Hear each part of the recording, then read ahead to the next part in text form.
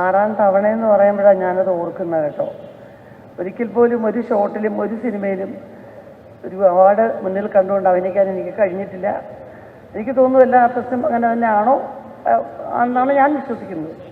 കിട്ടിയാൽ സന്തോഷം എന്നുള്ളതേ ഉള്ളൂ. ആദ്യത്തെ പുരസ്കാരം നേടുമ്പോൾ സംസ്ഥാന അവാർഡിൻ്റെ ചരിത്രത്തിൽ ആദ്യമായിട്ടായിരിക്കും ഒരു പടത്തിൻ്റെ കേന്ദ്ര കഥാപാത്രമല്ലാതെ മഴവിൽക്കാവടി എന്ന സിനിമയിൽ 5ഓ 6ഓ സീനുള്ള ഒരു കഥാപാത്രം കൂടെ അതിന് ആ അവാർഡിൽ ഉൾപ്പെട്ടിരുന്നു. വർത്തമാനകാലം എന്നൊരു സിനിമയും മഴവിൽക്കാവടി.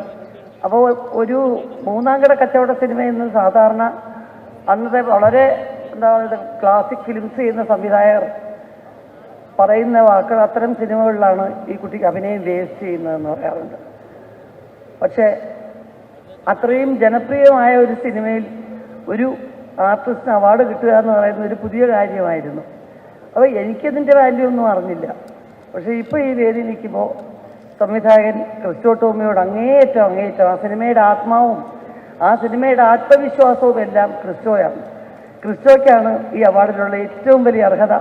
ഒപ്പം എൻ്റെ അനിയത്തെ പോലെ ഞാൻ സ്നേഹിക്കുകയും ഈ സിനിമയിൽ എനിക്ക് ഏറ്റവും സപ്പോർട്ടായി പെർഫോം ചെയ്ത പാർവതി തിരുവോത്തിനും എൻ്റെ നന്ദിയും ആശംസകളും ഞാൻ അറിയിക്കുകയാണ്.